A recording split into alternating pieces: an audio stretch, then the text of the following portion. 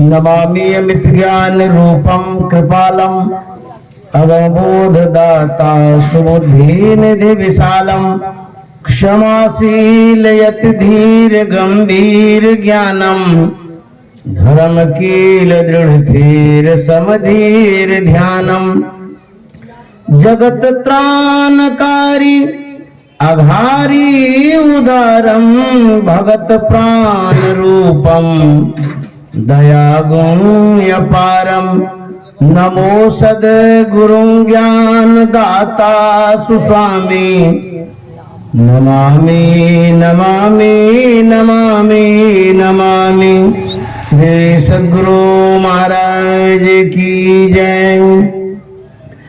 परमाराध्य सद्गुरु महाराज गुरुदेव महर्षि संत सेवी परमहंस जी महाराज मंच पर उपस्थित आदरणीय फूल बाबा, इस नया टोला नवगछिया के सत्संग प्रेमी महानुभावों लोग मासिक सत्संग के द्वितीय दिवस में उपस्थित हैं।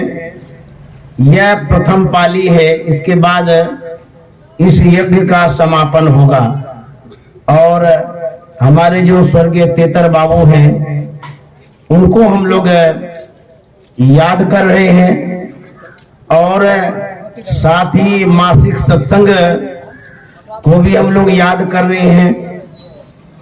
तो हम लोग अभी सत्संग योग से पाठ सुन रहे थे। जो सत्संग योग में मंत्र है, बड़ी कठिनाइयों के साथ परमाराध्य सद्गुरु महाराज को हाथ लगाता। जब छपरा टाउन में गुरु महाराज सत्संग कर रहे थे, वहां पर वैदेही शरण दुबे जी आए थे, तो उन्होंने कहा कि आप सत्संग में क्या कहते हैं, क्या बताते हैं। तो गुरु महाराज ने कहा कि थोड़ा वक्त आप दीजिए, जो मैं कहता हूं उसको सुनिए। जब गुरु महाराज ने प्रवचन किया, उन प्रवचनों से वैदेही शरण दुबे जी बड़े प्रभावित हो गए और उन्होंने जो सुना तो वो 4 मंत्र गुरु महाराज को यही सत्संग योग में जो दिए हैं प्रदान कर दिए। वो पंडित थे, वेद को जानते थे कि यह उपयुक्त व्यक्ति है, जो प्लेटफॉर्म है यहीं से इस वेद का जो है कि उपयोग होगा, सदुपयोग होगा और इस वेद का प्रचार होगा। यह जान करके उन्होंने 4 मंत्र दिया। उसके बाद और भी जो वेद मंत्र है अलग अलग तरहों से अलग अलग समयों में गुरु महाराज को प्राप्त हुआ। जो वेद मंत्र आप हम सुन रहे थे, इस मंत्र को सुनने के जो अधिकारी हैं, कुछ लोगों का कहना है कि शूद्र और स्त्रियां इसके अधिकारी नहीं है। ऐसा लोग प्रचार करते रहते हैं। यह बात जब गुरु महाराज के सामने आई, गुरु महाराज कह रहे थे भजो ओम प्रभु नाम यही, भजो ओम में ही नाम यही। उच्च वर्ग के जो लोग थे उन्होंने कहा कि आप सबको कहते हैं भजो ओम प्रभु नाम यही, भजो ओम में ही नाम यही, सब ओम कहने के तो अधिकारी नहीं है। गुरु महाराज ने कहा आप ठीक ही कहते हैं कि सब कहने का अधिकारी नहीं है। वह अधिकारी नहीं है जो गूंगा है, लेकिन जो बोल पाता है वो सब अधिकारी है। चुप ही हो गए। कुछ पूर्व हम लोग वेद वाक्य से वंचित थे, सुनना भी मना था, पढ़ना भी मना था, लेकिन परमाराध्य सद्गुरु महाराज ने अधिकार दिया, दिलाया है। बड़ी कठिनाइयां हुई थी जब गुरु महाराज प्रचार प्रसार कर रहे थे। तो गुरु महाराज वो दिक्कत ये आ रही थी कि जिस कुर्सी पर, जिस गद्दी पर गुरु महाराज बैठे थे, उस गद्दी को कोई और समझते थे कि मेरी गद्दी है।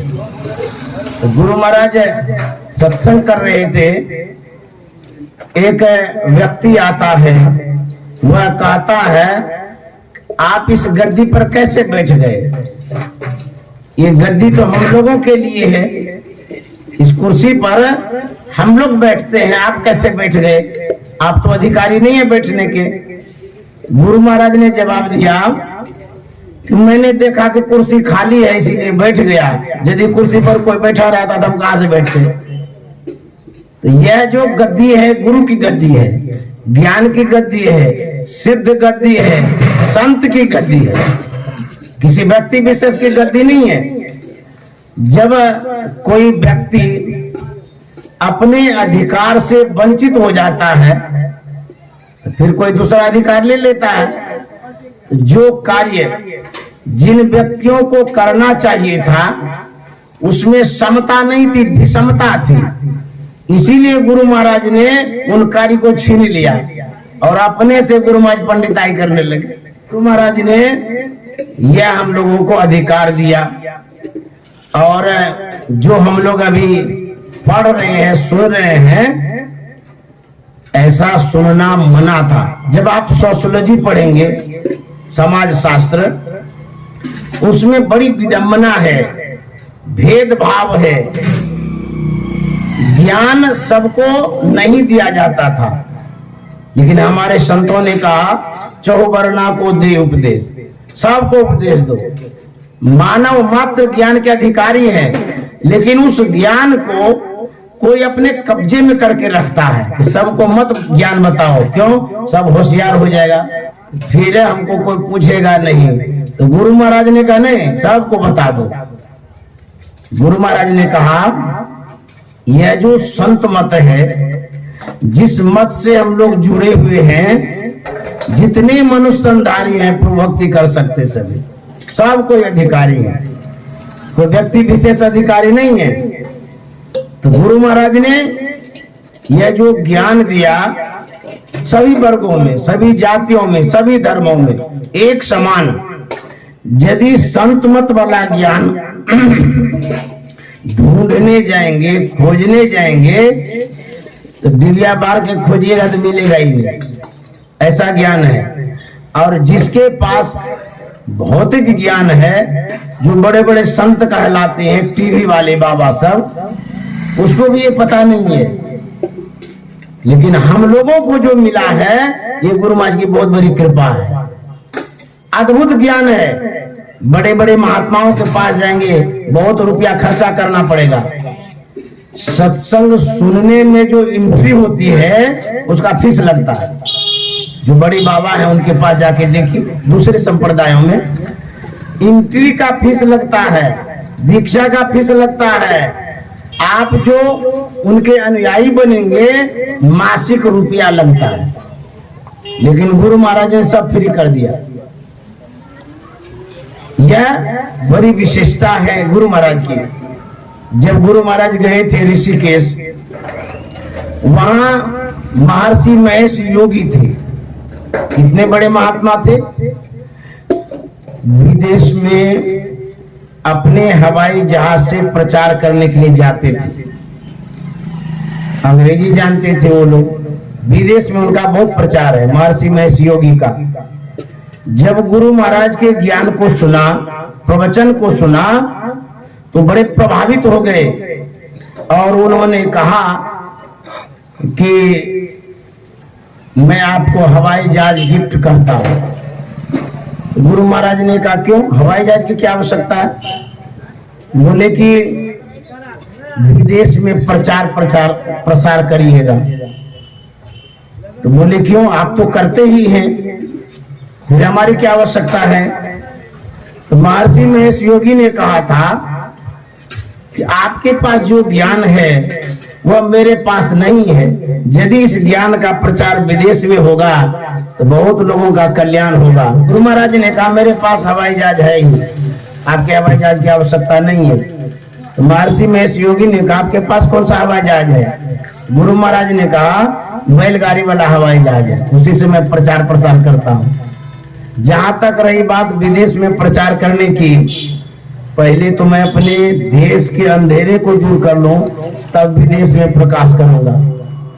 यदि गुरु महाराज चले जाते विदेश, हमारा और आपका क्या हाल होता? यह जो ज्ञान है विदेश में नहीं है। गुरु महाराज ने कहा बिंदु ध्यान विधि नाद ध्यान विधि सरल सरल जग में प्रचारी। ये बिंदु ध्यान जो है, नाद ध्यान, अमेरिका वाले को पूछेगा ना तो कहेगा ये क्या होता है बिंदु ध्यान नाद ध्यान, उसको नहीं पता है। उसके पास भौतिक संपदा है लेकिन आध्यात्मिक खजाना नहीं है। वो भारत में है, वो हम लोगों के बीच में है। इसीलिए हम लोग सौभाग्यशाली हैं। गुरु महाराज के ज्ञान के अनुसार हम अपने आप को सजा रहे हैं, संवार रहे हैं और सहेज रहे हैं। गुरु महाराज जब प्रचार प्रसार कर रहे थे तो गुरु महाराज ने देखा कि लोगों के बीच में जो संत मत का ज्ञान जा रहा है, लोग बड़े प्रभावित हो रहे थे।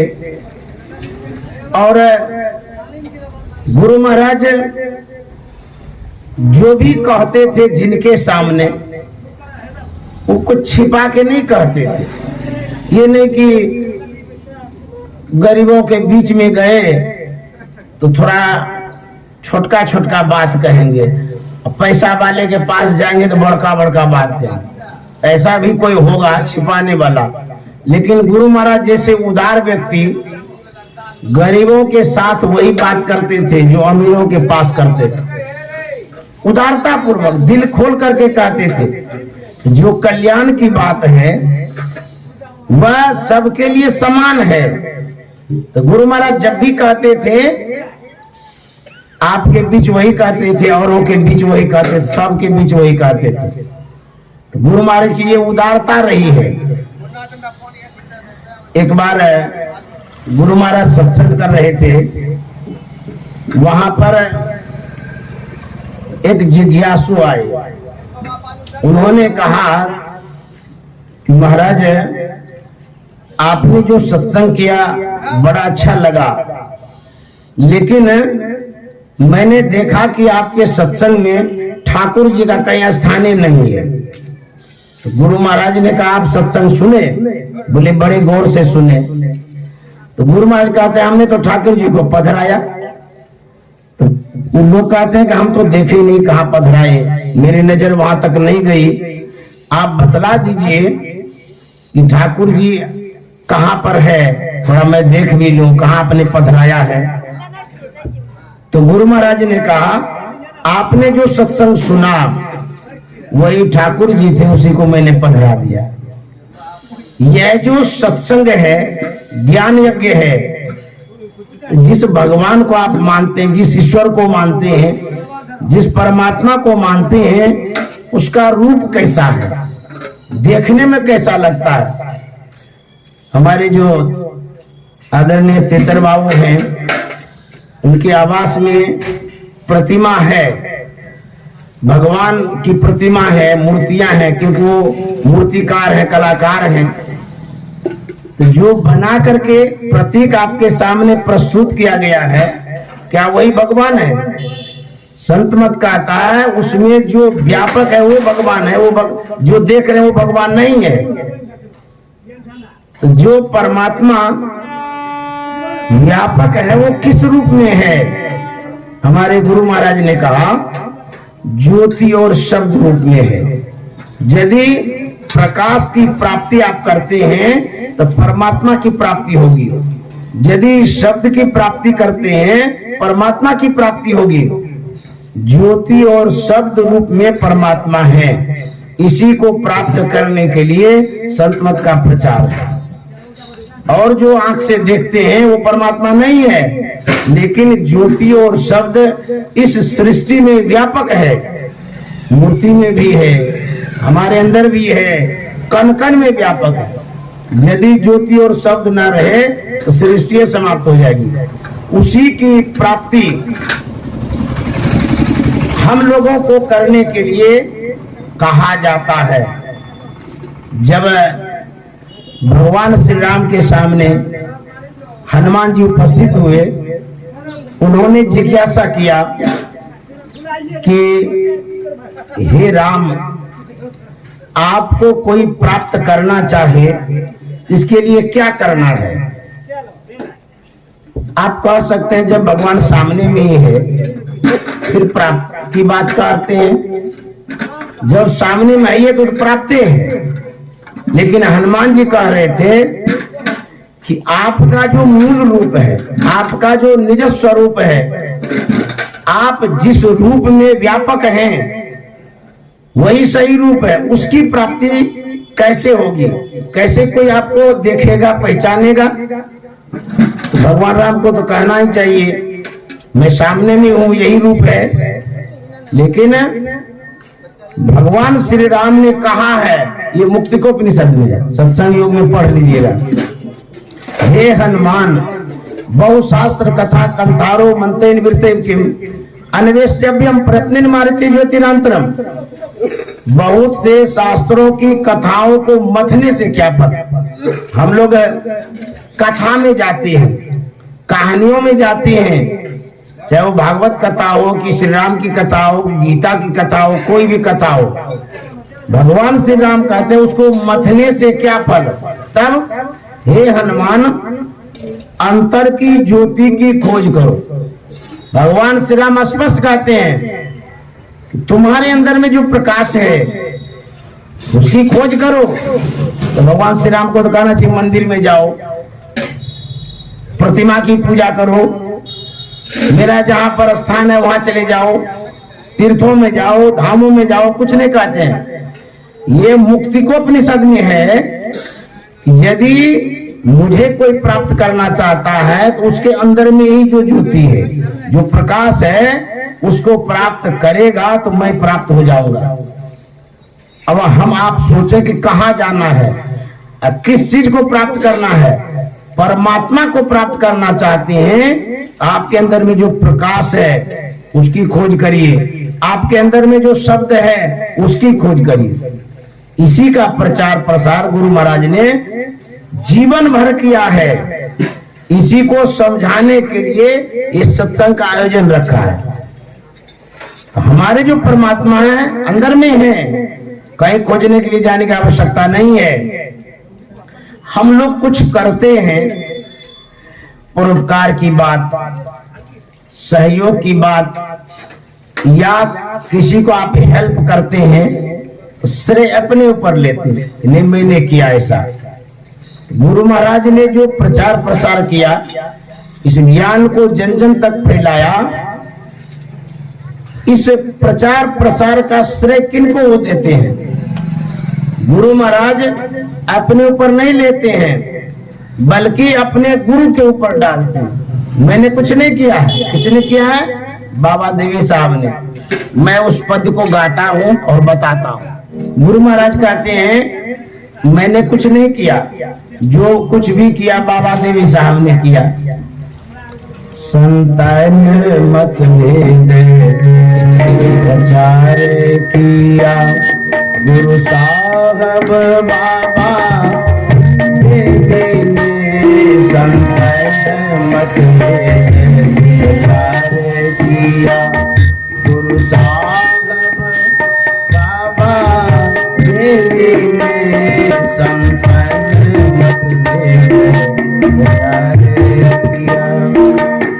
आज कहते हैं संत मत का प्रचार बाबा देवी साहब ने किया है। संत मत का जो भेद था, भेद कहते हैं रहस्य को, राज को, जो बातें छिपी हुई थी, जो बातें जन जन तक नहीं फैल पा रही थी, जिस बात को कुछ लोगों ने छिपा के रखा था, बताना नहीं चाहता था, वह जो भेद था, वह जो राज था, उस राज को खोला किसने? बाबा देवी साहब ने। क्योंकि मेरी जो स्थिति थी, मैं किस स्थिति में था?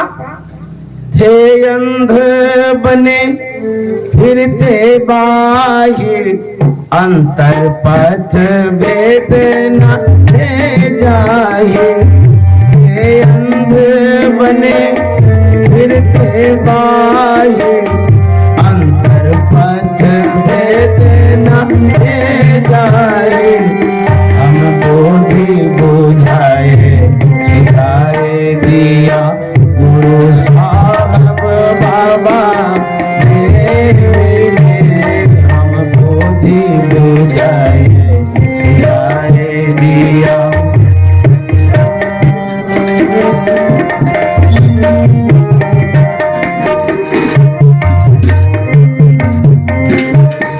गुरु महाराज कहते हैं हम अनभिज्ञ थे, हमारी अंतर की दृष्टि खुली हुई नहीं थी, हम अंधे थे।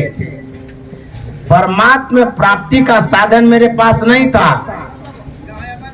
इसलिए कह रहे हैं गुरु महाराज जब संत मत की खोज कर रहे थे, संत मत के ज्ञान की खोज कर रहे थे, मिल ही नहीं रहा था। इस ज्ञान के लिए गुरु महाराज रोते थे। जब जीवन चरित्र पढ़ेंगे तब पता चलेगा। रात रात भर रोते थे। ईश्वर प्राप्ति का जो माध्यम है, साधन है, वो कहां से मिलेगा? रात रात भर रोते थे। गुरु महाराज को लगता था कौन ऐसे महापुरुष हैं जिससे भेंट होगी तो मुझे इस ज्ञान का पता होगा। इसीलिए कहते हैं थे अंध बने फिरते बाहिर, अंतर पथ भेद न थे जाहिर। थे अंध बने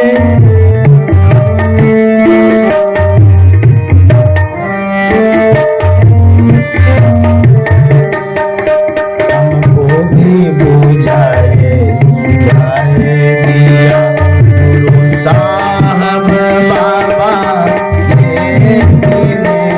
हमको भी बुझाए।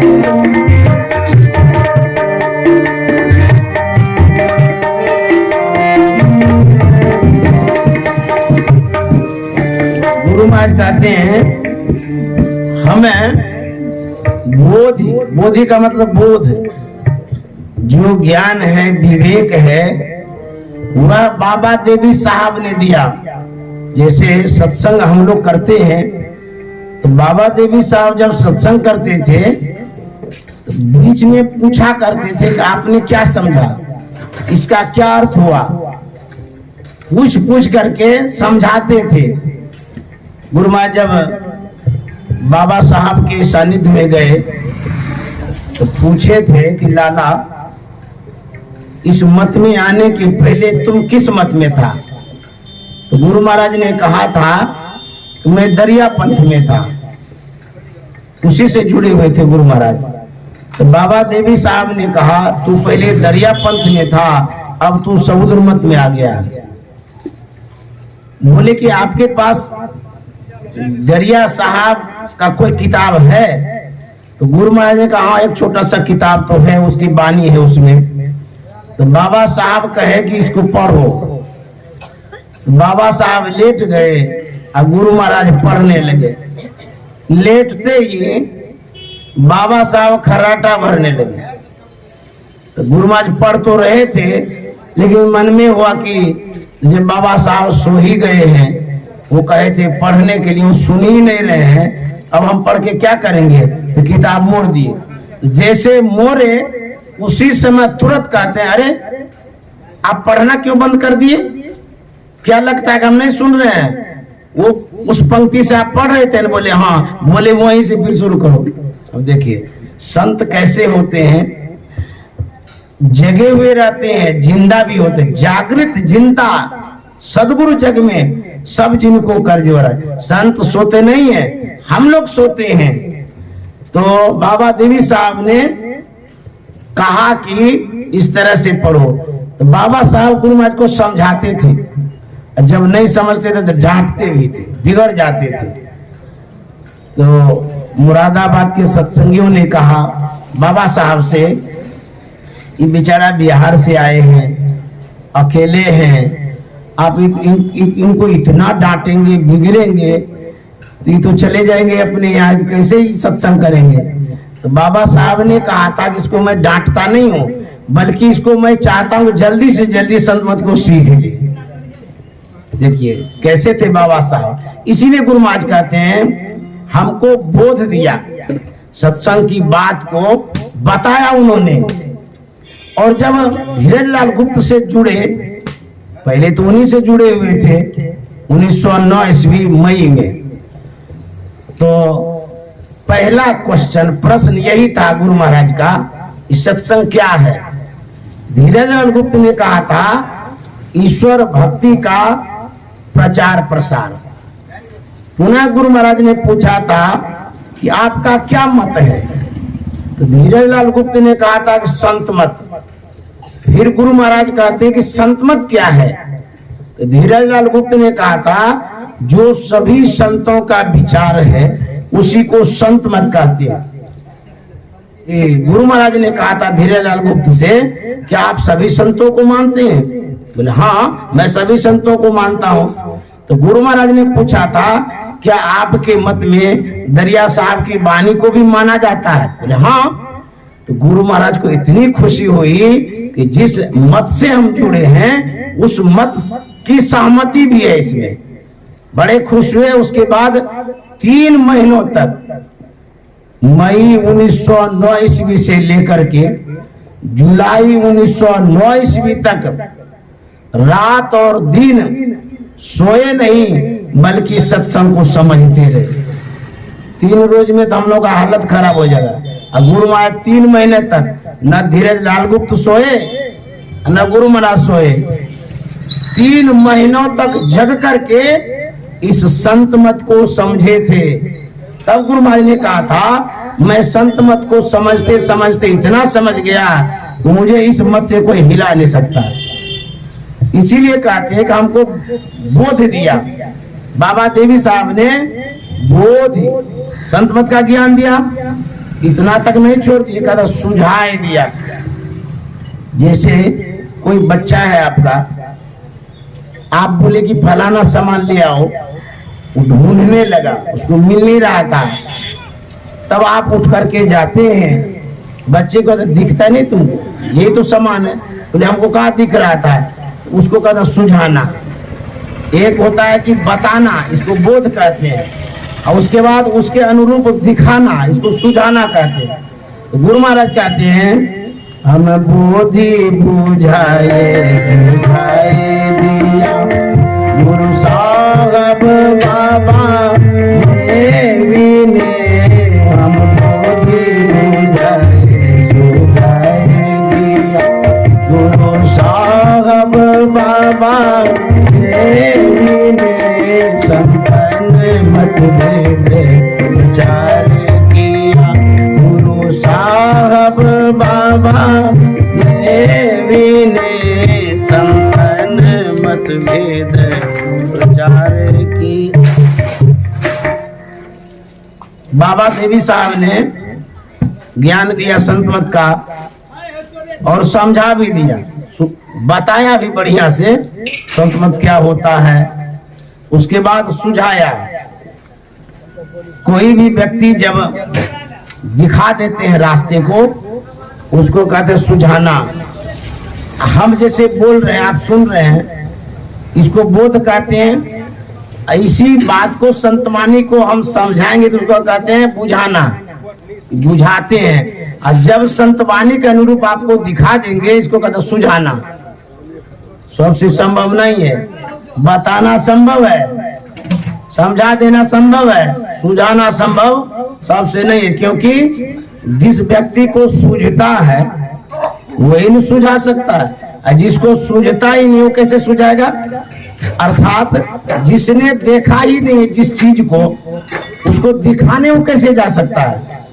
इस तरह से बाबा देवी साहब ने गुरु महाराज को सुझाया। और क्या कहा बाबा देवी साहब ने? कहा बंद कराए फलक पट को, बाहर में तुम मत भटको। बंद कराए पलक पट को कहीं बाहर में तुम मत भटको, सन्मुख सुखमन बिंदु को गवाया बाबा देवी ने, सीधे सन्मुख सुखमन बिंदु को गवाया बाबा देवी ने, संतन मत विचार किया। बाबा देवी साहब ने क्या कहा? आंख को बंद करो, बंद कराए पलक पटको। कहते हैं कहीं बाहर में तुम मत भटको, आंख बंद करो और कहीं जाने की आवश्यकता नहीं है। आंख बंद के क्या करेंगे? बाबा देवी साहब कहते हैं कि सीधे सन्मुख सुखमन बिंदु में जब आप आंख बंद करते हैं, दृश्यों की क्रिया करते हैं, तो सामने में बिंदु दिखाई देगा। तो आज्ञा चक्र में सुषुम्ना में बिंदु को प्राप्त करने का प्रयास करें। सुखमन बिंदु को कहते हैं गहवाया बाबा देवी ने। अब देखिए इसमें जो बातें हैं, गुरु महाराज कहते हैं बिंदु को बाबा देवी साहब ने पकड़वाया। बिंदु इतना सूक्ष्म है, हाथ से तो नहीं पकड़ा जाएगा, उसको विभाजित नहीं कर सकते हैं। तो बाबा देवी साहब ने पकड़ाया, तो कैसे पकड़ाया?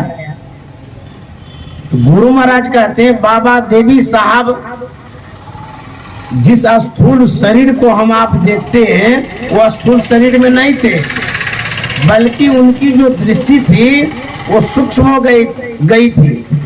और बाबा देवी साहब सूक्ष्म थे। गुरु का सिर्फ स्थूल रूप नहीं होता है, गुरु ज्ञान सूर्य रूप, उनकी ज्योति अनूप, उनके नासय तमकूप बजो साध गुरु, ये गुरु का रूप है। गुरु बहुत रूप में होते हैं। कहते हैं पद नख बिंदु धरी, मन दृष्टि थिर करी, नख तेंदु भानु में गुरु रूप पावे, ये गुरु का रूप है। तो बाबा देवी साहब सूक्ष्म रूप में थे, ज्ञान रूप में थे, प्रकाश रूप में थे। उनका हाथ भी तो वैसा ही होगा, जैसा जिसका रूप होगा वैसा हाथ होगा। तो बाबा देवी साहब ने ज्ञान के दृष्टि से गहवाया, पकड़वाया बिंदु को। कहते हैं गहवाया बाबा देवी ने। अब देखिए पंडित जी सब जब शादी करवाते हैं, बर वधू का हाथ पकड़वाते हैं स्थूल रूप में। अब बाबा देवी साहब ने बिंदु को पकड़वा दिए।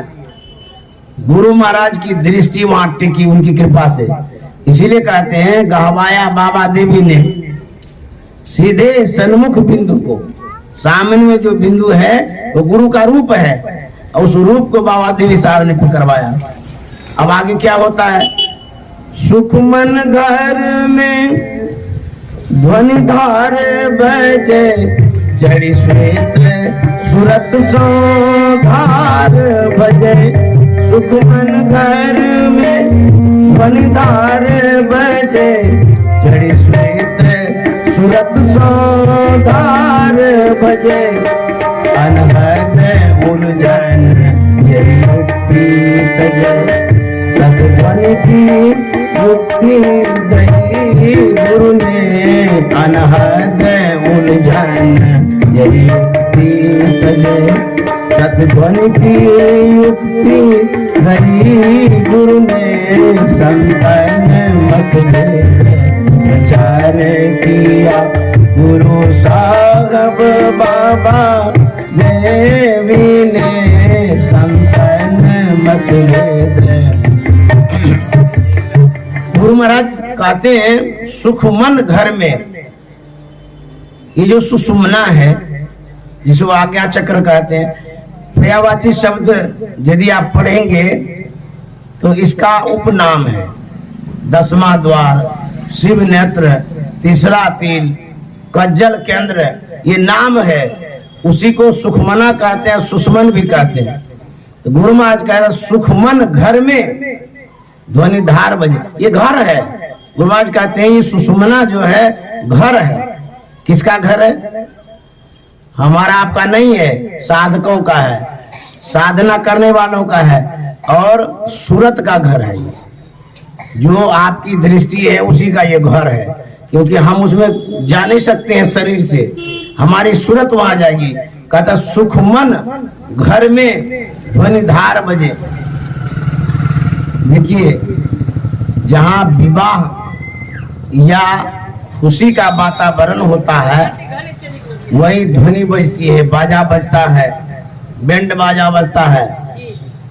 जहां शादी है वहां पर खुशी वाली बाजा बजते रहता है, और जहां कोई मर गया हो वहां तो सितारा बजेगा, शहनाई नहीं बजेगी। जब आप संसार में रहते हैं यहाँ तो सब रोता है, सब भटक रहा है, बिलख रहा है, तबाह है, बेचैन है, दुखी है, करा रहा है। कहां से आना ध्वनि होगी? मान लीजिए आपके दिमागों में बहुत टेंशन है, अब कोई बैंड बाजा वाला आकर के ढोल बजाने लगे, आप कहीं बेवकूफ कहना बंद करो, सब हमको अच्छा नहीं लगता है। तो बाहर में आप बेचैन हैं, आपको बाहर का बाजा अच्छा नहीं लगेगा। जब अंदर घुसेंगे, अनहद जब ध्वनि सुनाई देगी, वो आपका निज घर है, उसी ध्वनि को सुनेंगे तो आपको खुशी होगी, प्रसन्नता होगी। गुरु महाराज का था अनहद उलझन यही युक्ति तजे। जो शब्द है यदि आप उसको पकड़ते हैं, उसमें जब पकड़ हो जाती है तो जो उलझन है, समस्या, दिक्कत, परेशानियां कहते हैं वो सब समाप्त हो जाएगा, दूर हो जाएगा, क्योंकि अंतराकाश में चले जाएंगे, उस वातावरण में जाएंगे जहां सुख शांति है। और जब तक बाहर रहते हैं अशांति है। कहते अनहद उलझन यही युक्ति तजे। इसी युक्ति से, तरीका से आपको सुखमन घर में सुख मिलेगा। और गुरु महाराज कहते हैं सत ध्वनि की युक्ति दई गुरु ने। एक अनाहत शब्द होता है, एक अनाहत शब्द होता है। जो साधक साधना करता है, नादानुसंधान की क्रिया करता है, प्रारंभिक अवस्था में उसे अनहद शब्द सुनाई देता है। अनहद का मतलब कोई हदे नहीं है, ढेर शब्द। उसके बाद जब सिमटाव होता है, शब्द परखने की जब क्षमता आती है, तब उसी में जो नादानुसंधान की क्रिया ली है उसको पता होगा, उसी में जो सार शब्द है, अनहद शब्द है, उसको आप पकड़ते हैं। तो गुरु महाराज कहते हैं जो अनहद शब्द है, अनहद अनाहत, अनाहत शब्द किसने इस क्रिया को बतलाया? कहते बाबा देवी साहब ने। इसी शब्द साधना के लिए गुरु महाराज रो रहे थे, कोई दे नहीं रहा था। जिस मत से जुड़े हुए थे वो भी नहीं बता रहे थे। दरिया पंथ में शब्द साधना की चर्चा है, लेकिन जो अनुयायी थे, जो गुरु दीक्षा दिए थे, वो समझ नहीं पा रहे थे, समझा भी नहीं पा रहे थे, इसीलिए गुरु महाराज रो रहे थे। 1912 ईस्वी की बात है, जब बाबा देवी साहब भागलपुर आए, मायागंज, वहां पर आश्रम था, ये कुप्पा घाट वाला नहीं, बगल में ही राजेंद्र बाबू रहते थे, उन्हीं के घर पर आते थे बाबा देवी साहब। वहां जब आए तो बाबा देवी साहब मौज में आकर के नादानुसंधान की क्रिया बतलाते हैं और कहते हैं कि लाला, मैंने 32 वर्षों तक दृष्टियों की क्रिया किया है, तुम कम से कम 10 वर्षों तक करना और तब नादानुसंधान करना। उसी के बाद गुरु महाराज को इतना वैराग्य हुआ था, कुआं खोद करके ध्यान करने लगे, कुप्पा घाट की गुफा में ध्यान करने लगे। इसके पूर्व दृष्टियों की क्रिया राजेंद्र बाबू से लिए थे। 1912 ईस्वी में बाबा देवी साहब से नादानुसंधान की क्रिया लिए हैं, लेकिन गीता योग प्रकाश में जब आप पढ़िएगा, उसकी भूमिका में लिखा हुआ है कि बाबा देवी साहब से सूरत शब्द योग नादानुसंधान 1914 में लिए हैं। अभी जाके पढ़िएगा, गीता योग प्रकाश में है। तो मैं 12 क्यों कहता हूं? अभिनंदन ग्रंथ का जब मैंने अध्ययन किया तो मैंने उसमें सही बात पाया कि 1912 ईस्वी सही है। गीता योग प्रकाश की भूमिका कोई लिखे हैं, बाद में लिखे, 1912 ही है। लेकिन बहुत साधु महात्मा भ्रमित हो रहे हैं, 14 कह देते हैं। तो पहले पढ़ना चाहिए और उसके बाद प्रचार करना चाहिए। आप जो प्रचार करते हैं, जो आम जनता है भोली भाली है, बाबा जो कहते हैं उसको सत्य मानता है, नहीं ठीक है कह रहा है। और यदि आप उल्टे पुल्टे सिखा देंगे, सत्संगियों को सुना देंगे, फिर तो गड़बड़ होगा। इसीलिए पढ़ना जरूरी है। संत मत साहित्य का अध्ययन करना चाहिए प्रवक्ताओं को। एक बार गुरुदेव महर्षि संत सेवी जी महाराज ने कहा, जो पैसा है बक्सा में रखते थे हम लोग, इसको निकाल लो बक्सा से। छोटका सा था वो, इतना सा, उसी में डालते रहते थे रेचकी भी, नोट भी, सब। तो जब वो भर जाता था तो बोलते थे उसको खोल लो और नोट अलग कर लो, जो रेचकी है उसको मोटा कराओ। तो खोल करके नोट अलग कर दिए, जो 1 टका 2 टका सब होता था उसको अलग करके ले गए वही साहित्यागार में। खैतान जी रहते थे उस समय, बूढ़ा, उसको इतना होता था सब दे देते थे बिना गिने। बोलते आप गिनते रहिए, जब पूरा हो जाएगा तो नोट दे दीजिएगा। उस बार क्या हुआ, 99 का फेरा लग गया। सब तो दे ही दिया, लेकिन 100 का रेचकी नहीं हुआ, 99 का हुआ। तो खैतान जी क्या कहते हैं, 100 तो पूरा नहीं हुआ, 99 हुआ है, इसलिए 100 का नोट ले लीजिए। अब रेचकी क्या लीजिएगा? हम भी ले लिए, चले गए गुरुदेव के पास गए तो मैंने सब नोट दे दिया। कभी पूछते नहीं थे, लेकिन उस दिन पूछते हैं कि सब लेना देना हो गया ना? ना बोले हाँ हुजूर हो गया।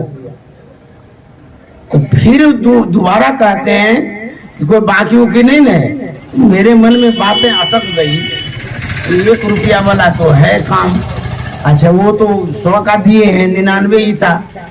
दोबारा जब पूछे तो मेरे मन में वह कुछ बात है। तो मैंने कहा कि 99 रुपया का रेचकी हो गया था और 100 रुपया का वो नोट दे दिया है खैतान जी, वही 1 रुपया है। तो बोले तब तू कहता है कि बाकी उकी नहीं है, 1 रुपया बाकी है ना? तो बोले खैतान जी तो बोले कि ले जाइए, क्या होगा? बोले नहीं, उसको अभी जाके दे आओ। अरे थे अभी दे आओ। तो मैंने इस पर कहा कि हुजूर बाद में दे देंगे, अभी तो बक्सा खोलवे किए हैं, अब उसमें सब निकाल के ले गए, अभी कहाँ से होगा? बोले नहीं बक्सा खोलो। अब उसको ताला लगा के रखते थे। तो बक्सा जब खोले ना तो सही में उसमें 1 रुपया था। उसको लिए खैतान जी को देने गए, तो जब देने लगे तो वो हंसने लगे, बोले अरे ये क्या आप कर रहे हैं? हम बोले नहीं, हुजूर ने कहा कि दे आओ, आप ले लीजिए। वो ले लिए, फिर आए महर्षि संत सेवी जी महाराज के पास। तब उन्होंने कहा किसी का 1 रुपया हम लेके मर जाएंगे कल, फिर हमको जन्म लेना पड़ेगा उसका चुकता करने के लिए, हम काहे रखेंगे? तो बाकी बकाया मत रखो, ये सिखाते थे। उसी तरह से हम भी बाकी नहीं रखेंगे आपका। गुरु की यह युक्ति बड़ी में पर गट संसार नहीं, गुरु की यह युक्ति बड़ी में पर गट संसार नहीं। बोले पिटाए सुनाए दिया गुरु साहब बाबा ने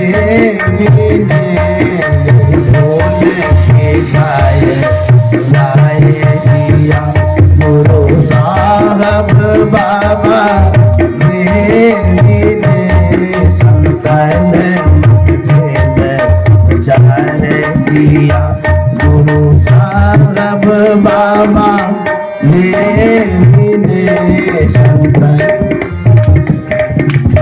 गुरु महाराज कहते हैं गुरु की यह युक्ति, युक्ति में होता तरीका, जो कला है, जो भेद है, जो राज है, बिना युक्ति का मुक्ति नहीं होगा। यह जो युक्ति है साधना की, ध्यान की, अंतर में प्रवेश करने की, कहते ये प्रकट नहीं था गुरु महाराज के लिए, तो सही में प्रकट नहीं था। ये तो प्रकट किसने किया? बाबा देवी साहब ने किया। तो कहते हैं यही ढोल पिटाए सुना दिया। बाबा देवी साहब ने डंके के चोट में कहा, कोई छिपाने वाली बात नहीं है, जो भी गुरु युक्ति है खोल करके कह दो सबके सामने में। लेकिन बहुत संत महात्मा तो छिपाते रहते हैं। तो गुरु महाराज कहते हैं बाबा देवी साहब ने यही ढोल पिटाए सुना दिया, गुरु साहब बाबा देवी ने। इस तरह से गुरु महाराज कहते हैं संतान में मतभेद प्रचार किया, गुरु साहब बाबा देवी ने संतान में मतभेद प्रचार किया। श्री सद्गुरु, मैं कुछ दूर आगे चला गया, जाना नहीं चाहिए था, क्योंकि मेरे पीछे पीछे जो चल रहे थे वो थक गए होंगे। वो भी कहेंगे कि इतने दूर तक जाना था, आधे घंटा तक, ये बाबा तो पूरे आगे बढ़ गए, हम थक गए। अब नहीं थकाएंगे, और जो आगे बढ़े उसके लिए हम क्षमा चाहते हैं। फूल बाबा की आज्ञा थी कि थोड़ा बढ़ भी सकते हैं, तो उनकी आज्ञा का भी पालन कर लिए। तो मैं फूल बाबा को भी नमन करता हूँ, आप लोगों को नमन करता हूँ, यहीं पर विराम देता हूँ। और जिसने आयोजन किया, तेतर बाबू के जो परिवार के उनके लड़के हैं, उनको भी धन्यवाद देता हूँ। तेतर बाबू को अंतिम में श्रद्धांजलि करता हूँ, और इस मासिक सत्संग में उपस्थित सबको नमन करता हूँ। श्री सद्गुरु महाराज की जय।